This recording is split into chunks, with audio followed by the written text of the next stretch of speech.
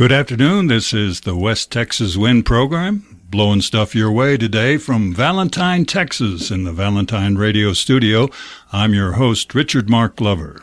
Today we have an interview with rancher and land broker Clete Stevens of Jeff Davis County, speaking on behalf of the Davis Mountain Trans-Pecos Heritage Association.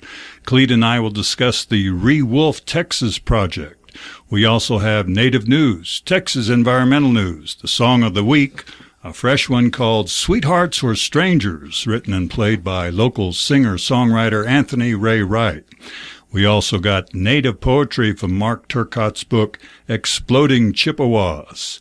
We'll have the Big Ben Waster of the Week as well. And now we'll start our program, the interview from last Monday.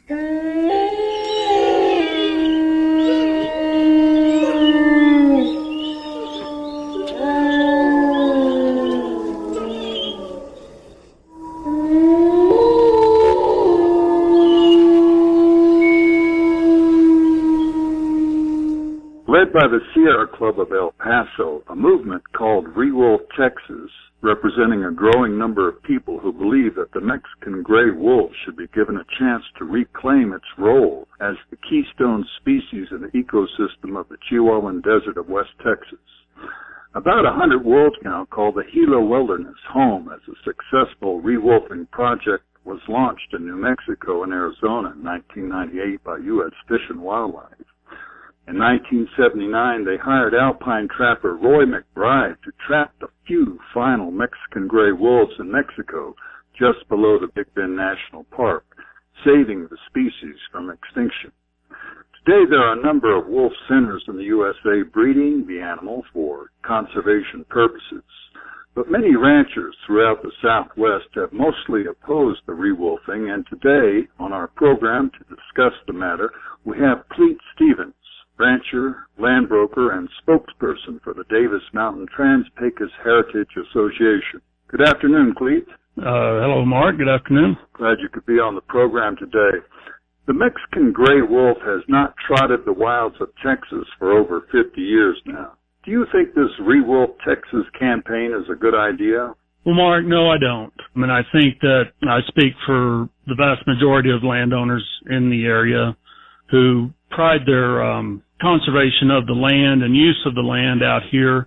And I think that any type of reintroduction by the federal government is an infringement upon our personal property rights. I think that there's many issues that come along with any type of reintroduction, and I think that it greatly impact private landowners in this area. You mentioned the federal government, and this is right now, it seems to be, they will be involved at some point. You are, I think, alluding to the fact that you don't think the federal government should be telling ranchers what to do. Am I correct? No, that is correct, yes.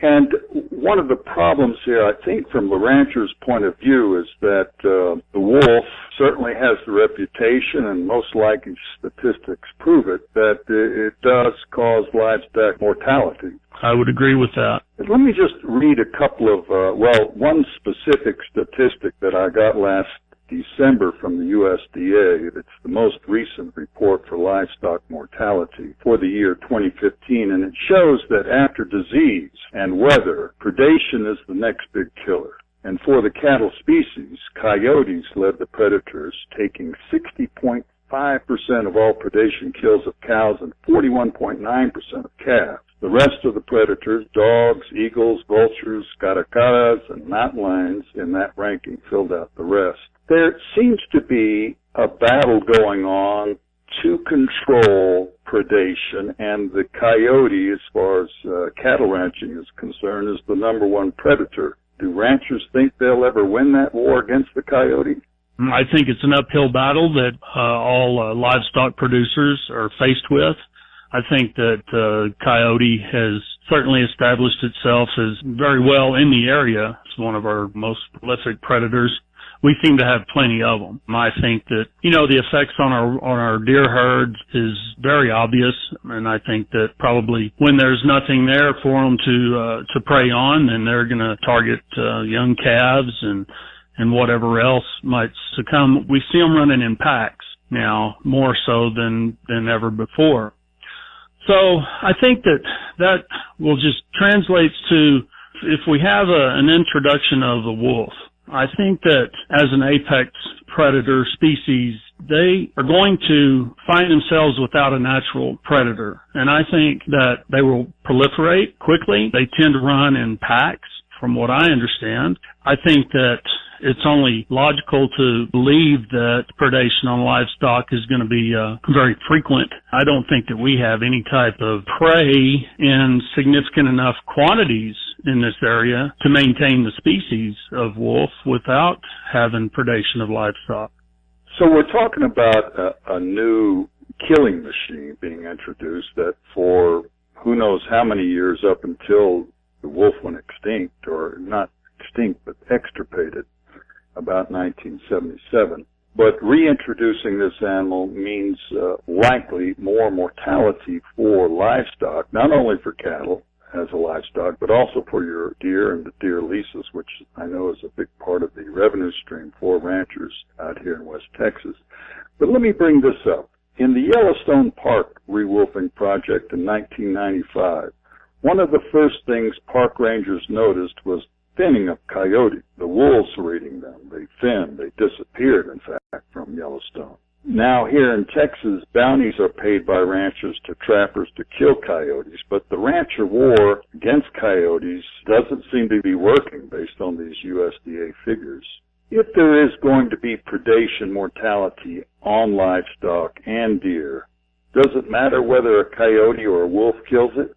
Well, that's an interesting question. I guess it doesn't matter if a wolf or a coyote kills it. I think the main concern is that we take the risk of a species that has no natural predator. And I believe the wolf will establish itself very quickly as the top of the food chain. Whether that population helps to control our coyote population, I don't know that. I think it'll be very difficult to make that determination as to how that happens. I think enough is done to try to control our coyote population. More is being done.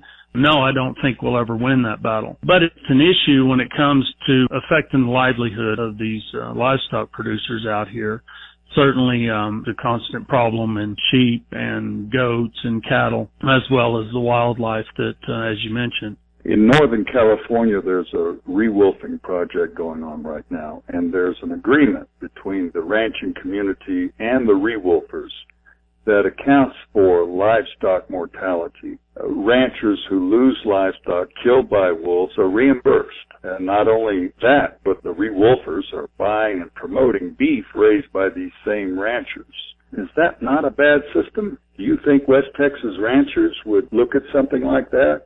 I don't believe that it would be anything that would be well received in the ranching community in this area. I think that we are fairly blessed by the concept of private ownership of land. And so I think that any type of reintroduction of the wolf, and I think that it spreads among so many different issues, not even necessarily the wolf.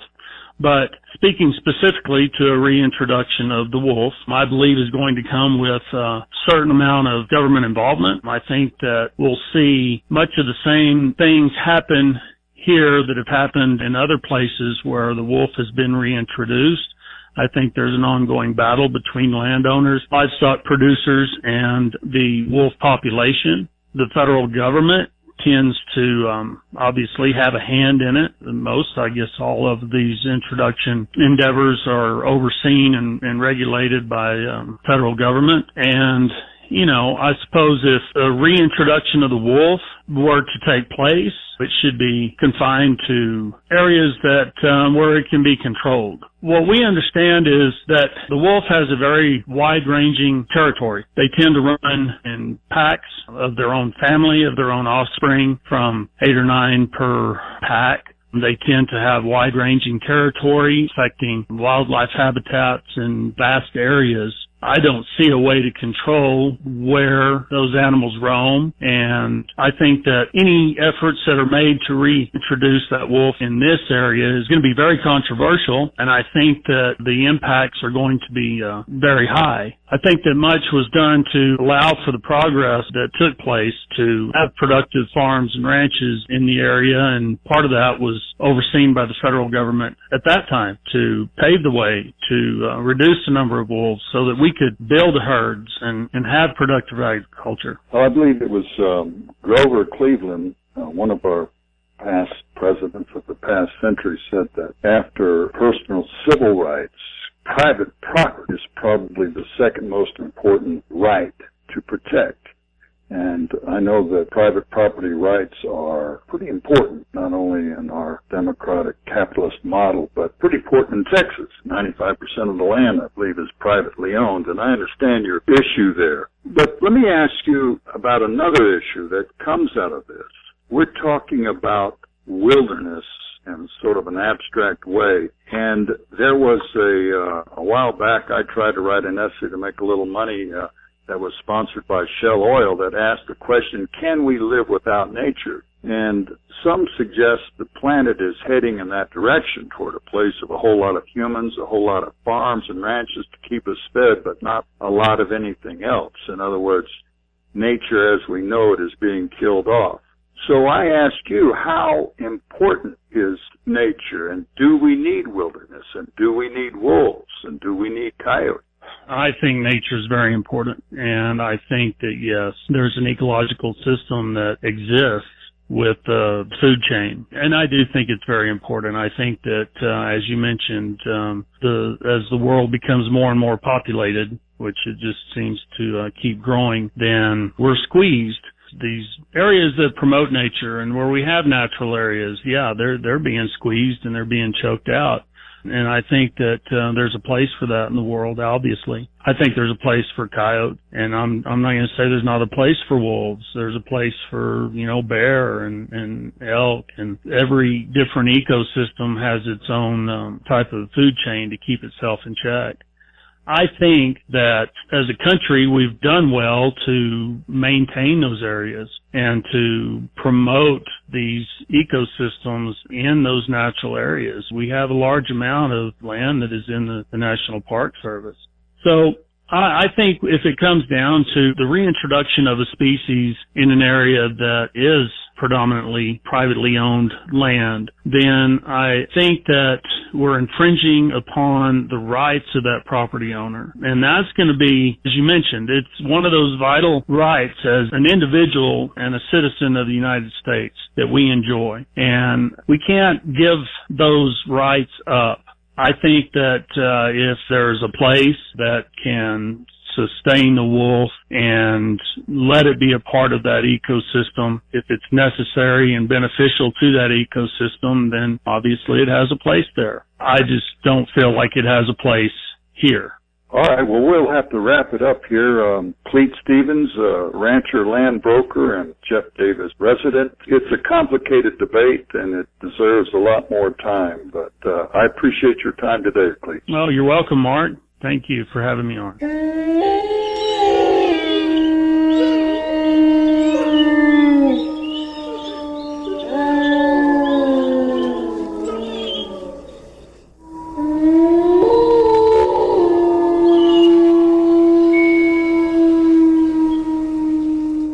And now for Native News.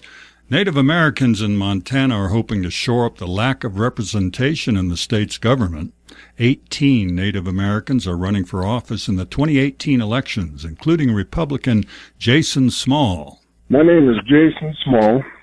I'm a senator from Senate District 21 down here in southeastern Montana. I am a Northern Cheyenne tribal member. So my Senate district has two reservations in it. It has the Northern Cheyenne Reservation, and it also has a Crow Absolute Indian Reservation. I ran as a Republican, and I managed to win an area with two reservations, which is pretty amazing in itself. But I also have one more different deal going, and I'm the president of Boilermaker Union here in the state of Montana. So I have a lot of mixed interest.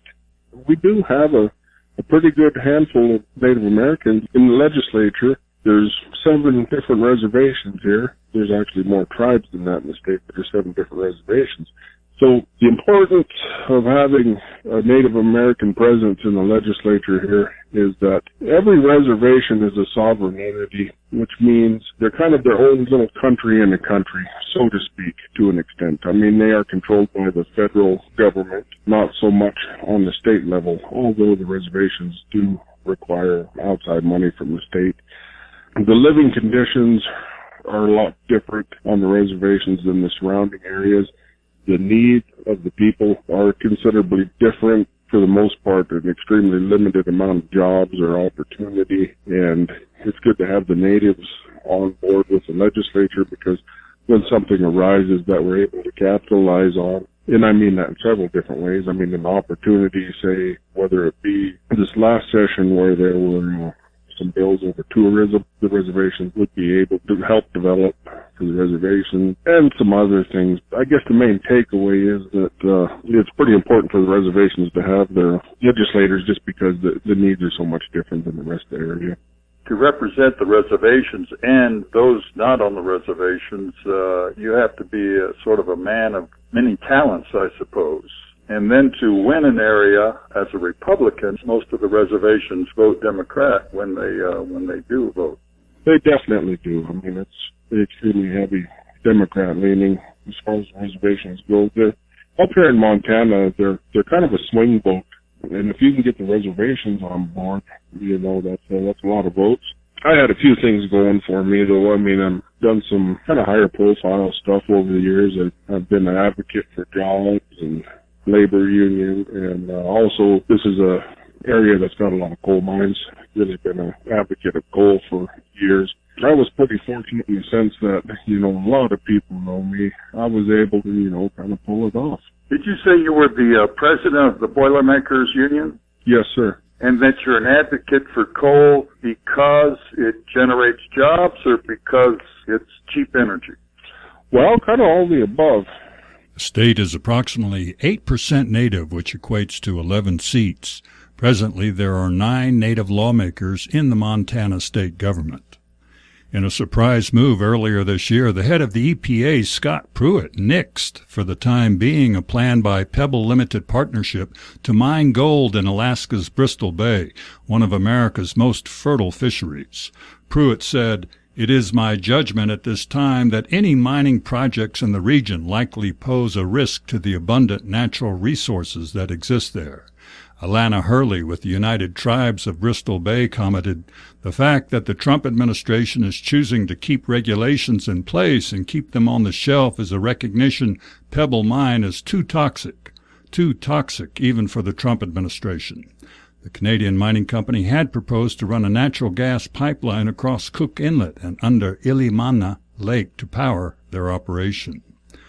A bald eagle was found shot and injured on Navajo land near Farmington 2 weeks ago. The tail feathers had been removed. It later died. Last weekend, a golden eagle was found shot in the same area. It, too, had the tail feathers removed. One of the golden eagle's wings were amputated. It is in recovery, but due to the injuries, the bird will not be released to the wild. Eagle tail feathers are valued for ceremony and can fetch up to $500 on the black market. U.S. Fish and Wildlife is investigating the shootings. The movement to restore the grizzly bear population in the northern Cascades was given an added incentive this week as Secretary of Interior Ryan Zinke greenlighted a bear recovery study.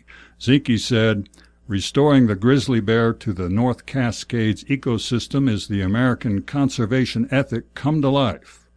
Local ranchers have expressed outrage over the decision, citing expected higher livestock mortality.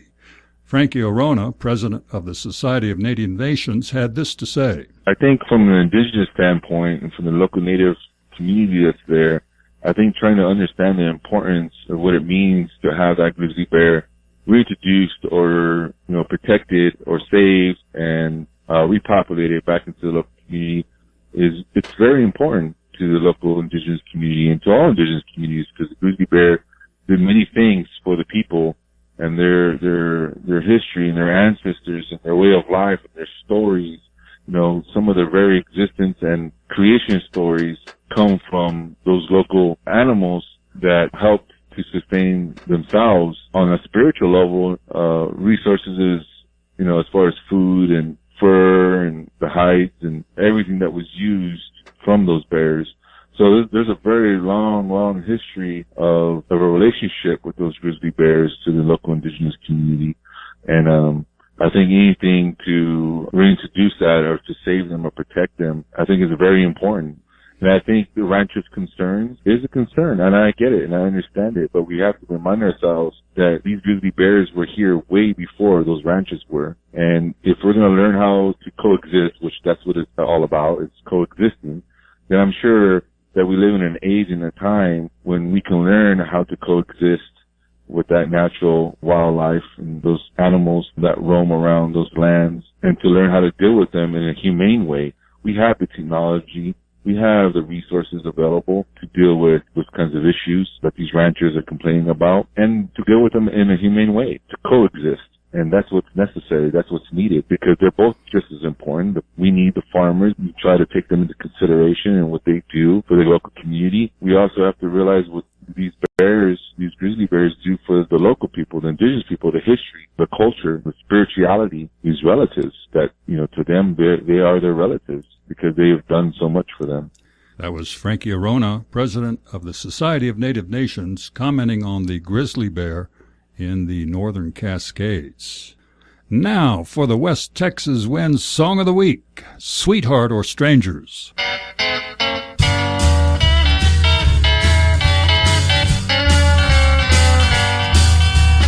Sweethearts are strangers, where do we go from here? Sweethearts are strangers, dear. Sweethearts are strangers, I'll make it up somehow. Sweethearts are strangers now. Yes, I'll always love you, no matter what you do. By the stars above you, I swear that I'll be true. Sweethearts are strangers, where do we go from here? Sweethearts are strangers, dear.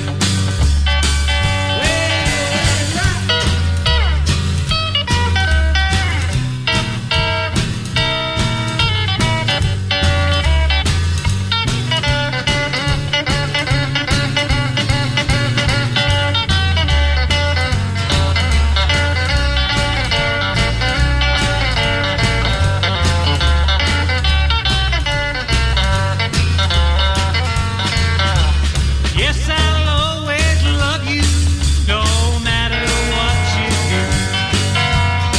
By the stars above you, I swear that I'll be true. Sweethearts are strangers, I'll make it up somehow. Sweethearts are strangers now. Sweethearts are strangers now.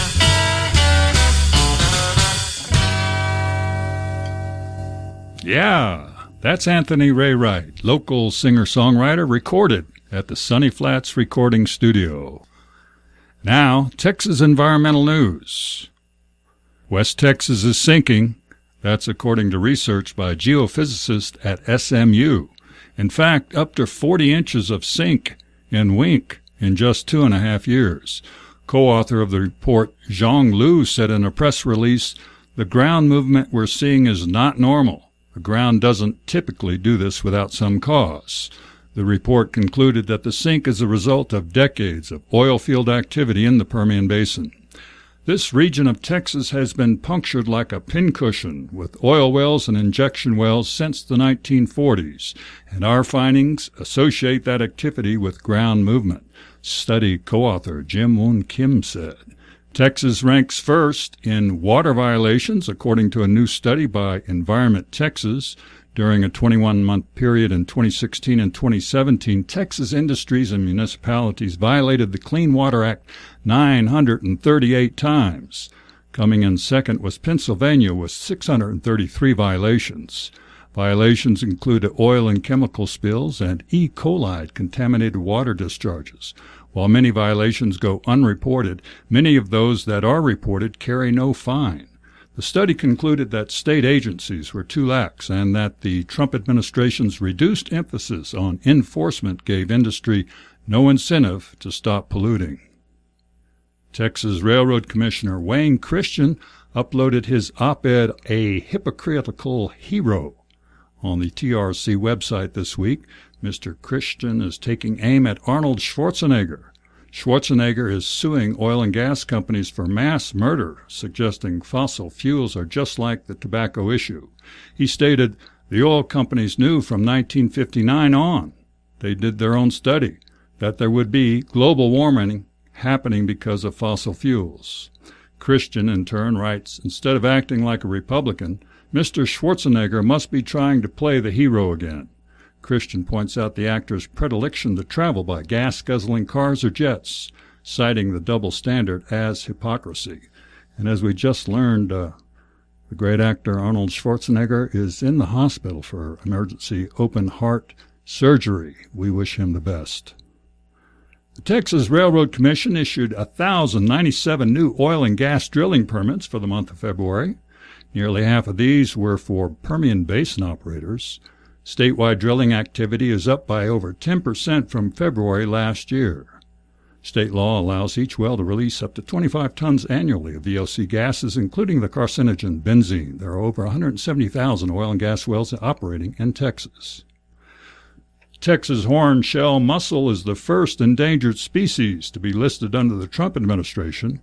The mussel allegedly can still be found in Brewster County along the lower canyon stretch of the Rio Grande and 4 other places, including the mouths of the Pecos and Devil's River.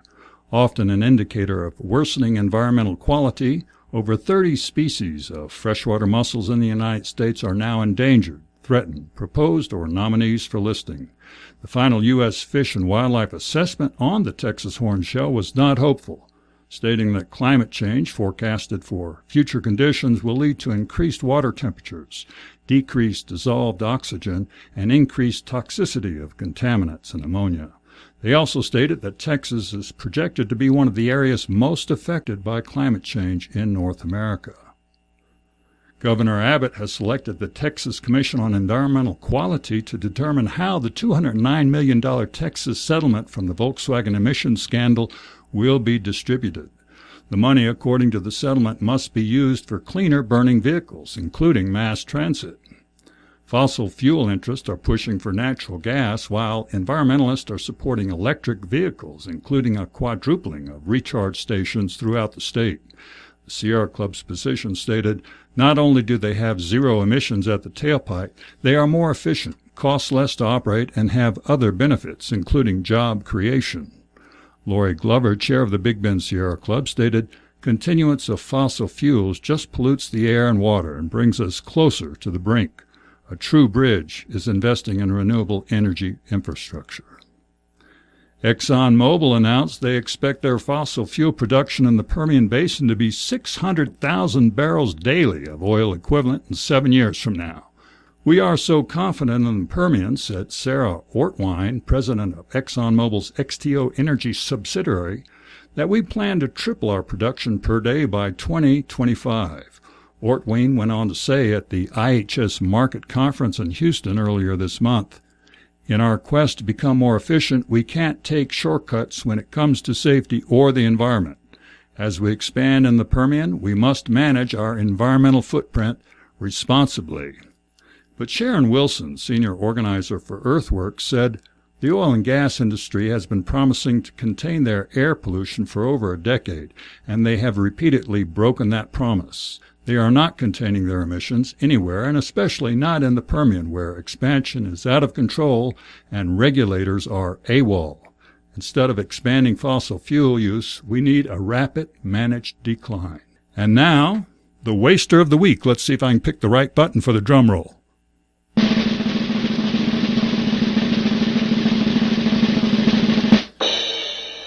The Waster of the Week award goes to Sul Ross State University. Caught on camera 2 dumpsters of good cardboard boxes and less than a mile from the recycling center. Oh. For ocular proof, see the Waster of the Week blog at wasteroftheweek.blogspot.com, hyphens in the Waster of the Week portion. And now, the moment that many have been waiting for, from Mark Turcotte's book, Exploding Chippewas. Here's a poem called My Blood is Better Than Your Blood. One says, you are not Indian unless you grew up on a reservation, can speak your language, know the traditional ceremonies. 2 says, you are not Indian if you have never hungered and happily eaten government cheese, driven a one-eyed rust bucket car, been so drunk that you heard Geronimo singing on the radio. 3 says, always remember that my bones are better than your bones. 4 says, you are not Indian unless you grew up on a reservation before 1970, can name your clan, recite the old stories.